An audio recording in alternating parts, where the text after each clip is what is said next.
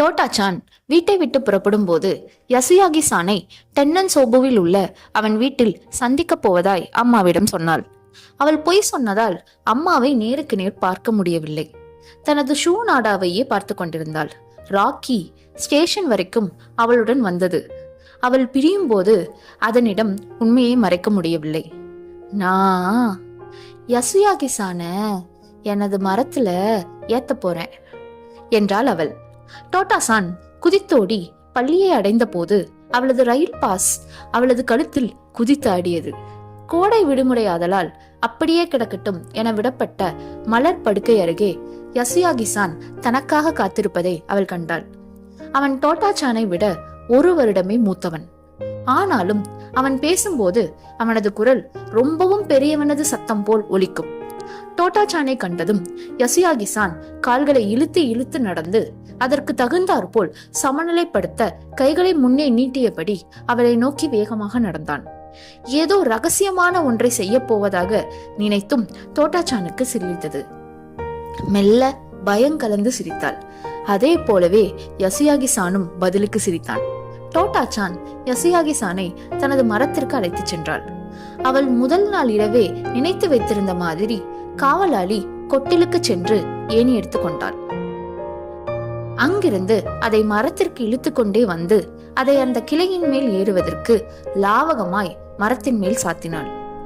அவள் அதன் மேல் ஏறி ஏணியின் உச்சத்தை அடைந்ததும், சரி, இப்போது ஏற முயற்சி செய் என்றாள். யசுயாகி-சானின் கைகளும் கால்களும் மிகவும் வலுவிழந்து இருந்ததால் உதவி இல்லாமல் அவனால் ஏணியின் முதல் படியை கூட ஏற முடியாது என்றுதான் தோன்றியது. ஆனால் டோட்டாச்சானின் ஏணி வழியாய் வேகமாக கீழிறங்கி யசுயாகி-சானின் பின்னிருந்து அவனை மேல் நோக்கி தள்ளினாள். ஆனால் டோட்டாச்சான் மிகவும் சிறியவளாகவும் ஒல்லியாகவும் இருந்ததால் அவளால் செய்ய முடிந்தது என்னவோ யசுயாகி-சானை பிடித்து கொள்ள முடிந்தது மட்டும்தான்.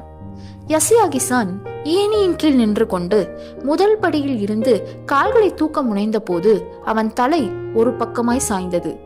டோட்டாச்சானுக்கு அப்போதுதான் முதல் தடவையாய் தான் நினைத்ததை காட்டிலும் இது மிகவும் கடினமாக போகிறது என்பது புரிந்தது. அவளால் தான் என்ன செய்ய முடியும்?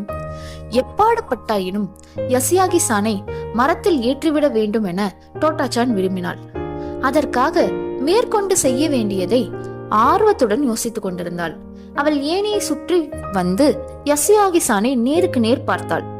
சமாதானமே படுத்த முடியாதது போல் அவன் உடைந்து போயிருந்தான்.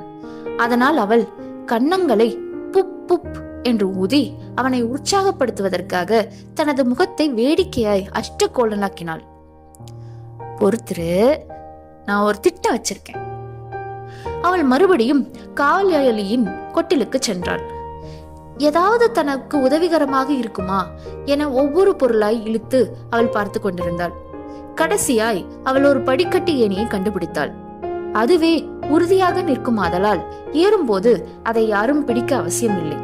அந்த படிக்கட்டு ஏணியை இழுத்து வரும்போது அவளுக்கு தனது பலத்தை குறித்து வியப்பாய் இருந்தது. மேலும் அந்த படிக்கட்டு அந்த கிளை வரை போனது. அவளுக்கு மிகவும் சந்தோஷமாய் இருந்தது. இனி பயப்படாத, அவனது மூத்த அக்கா மாதிரி சொன்னாள். இது நீ ஏறும்போது ஆடவே ஆடாது. படிக்கட்டு ஏணி மேல் யசுயாகி-சான் நடுக்கத்துடன் நிற்பது போல தோன்றியது. வியர்வையில் மூழ்கி இருந்த டோட்டாச்சானை அவன் பார்த்தான். யசுயாகி-சானுக்கும் எக்கச்சக்கமாய் வியர்த்திருந்தது. பின்னர் அவன் மரத்தை பார்த்தான். பிறகு மிகவும் உறுதியுடன் முதற் படிக்கட்டில் தனது காலை வைத்தான்.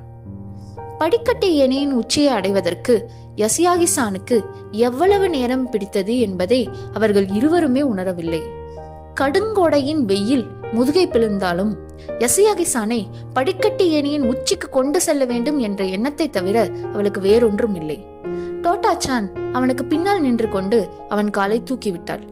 யசுயாகி-சானும் தனது அனைத்து சக்தியும் திரட்டி போராடி கடைசியாய் மேலே வந்தடைந்தான். ஹுர்ரே! ஆனால் அதற்கு பிறகு எதுவும் நம்பிக்கை அளிப்பதாய் தெரியவில்லை. டோட்டாச்சான் மரக்கிளைக்கு தாவினாள். ஆனால் எப்படி முயற்சி செய்தாலும் யசுயாகி-சானை படிக்கட்டு ஏணியிலிருந்து மரக்கிளைக்கு கொண்டு வரவே முடியவில்லை. படிக்கட்டு ஏணியை பிடித்து கொண்டு யசியாகி-சான் டோட்டாச்சானை பரிதாபமாக பார்த்தான். திடீரென டோட்டாச்சானுக்கு அழ வேண்டும் போல் இருந்தது. எப்படியாவது யசியாகி-சானை தனது மரத்திற்கு கொணர்ந்து அவனுக்கு எல்லாவித பொருட்களையும் காட்ட வேண்டும் என அவள் விரும்பினாள். ஆனாலும் அவள் அழவில்லை. தான் அழுதால் யசியாகி-சானும் சேர்ந்து ரொம்பவும் அழ ஆரம்பித்து விடுவான் என அவள் பயந்தாள். அதற்கு பதிலாய் இளம்பிள்ளை வாதத்தால் ஒட்டி போயிருந்த விரல்களுடன் கூடிய அவனது கையை பிடித்து கொண்டாள். அவனுடைய கை அவளுடையதை விட பெரியதாயும் அவனது விரல்கள் அவளுடையதை விட நீளமாகவும் இருந்தது. அப்படியே அவனது கையை நீண்ட நேரம் பிடித்து கொண்டிருந்தாள். பிறகு அவள் சொன்னாள், படுத்துக்கோ, நான் உன்னை மேலே இழுத்துறேன். மரக்கிளையின் நுனியில் நின்று கொண்டு வயிற்றால் படிக்கட்டு ஏணியில் படுத்து கிடக்கும் யசியாகி-சானை டோட்டாச்சான் மரத்தை நோக்கி இழுப்பதை யாராவது பார்த்திருந்தால் கூச்சலிட்டிருப்பார்கள். அது அவ்வளவு பயங்கர ஆபத்தானதாய் இருந்தது. ஆனால் யசியாகி-சான் டோட்டாச்சானை முழுமையாய் நம்பினான்.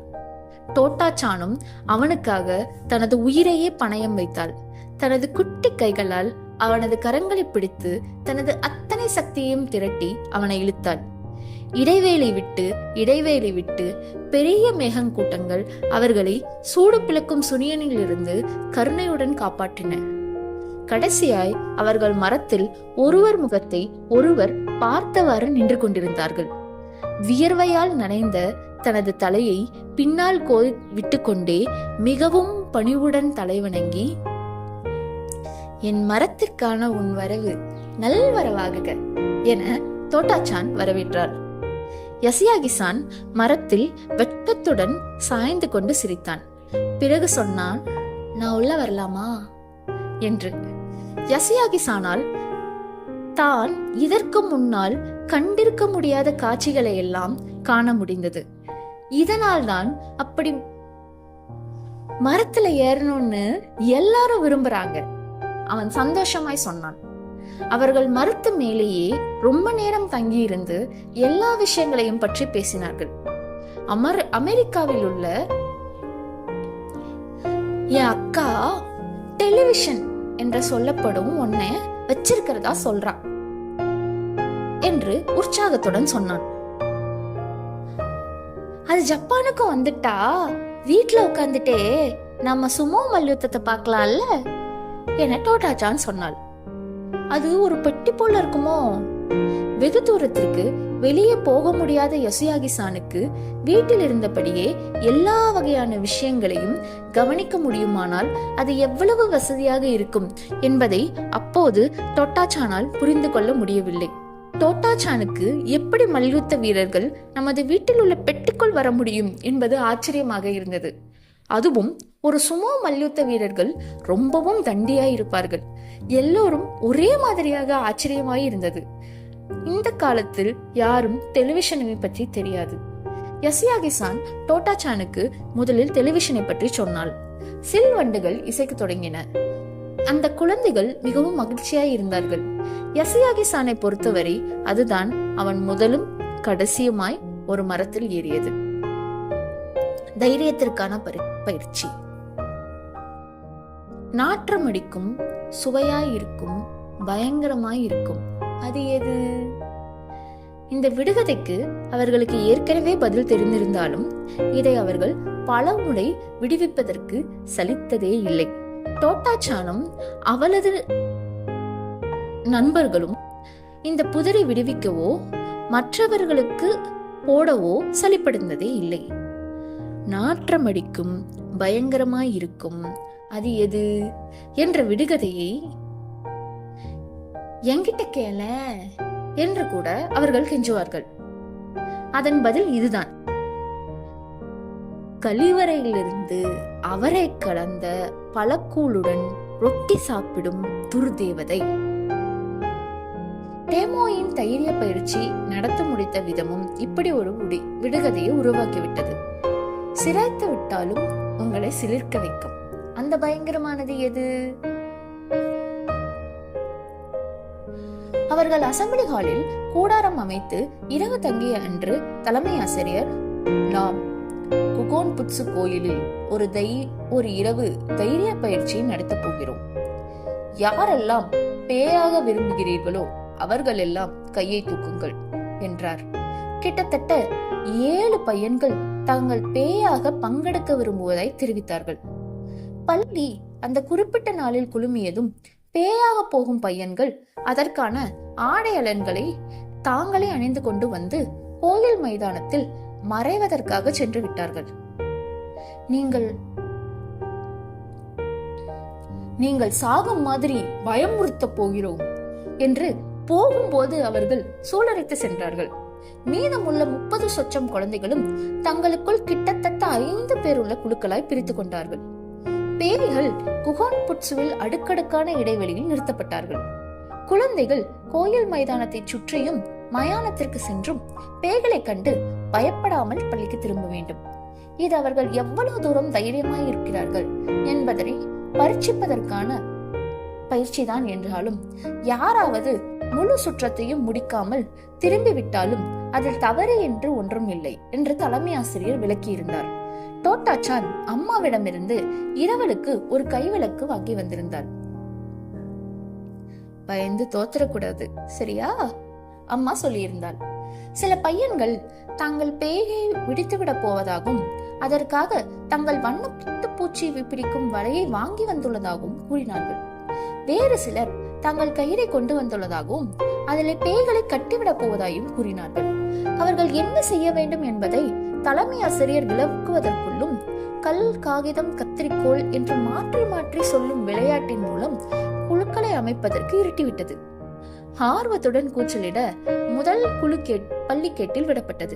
இப்படியே டோட்டாச்சானின் குழு போவதற்கான நேரமும் வந்துவிட்டது.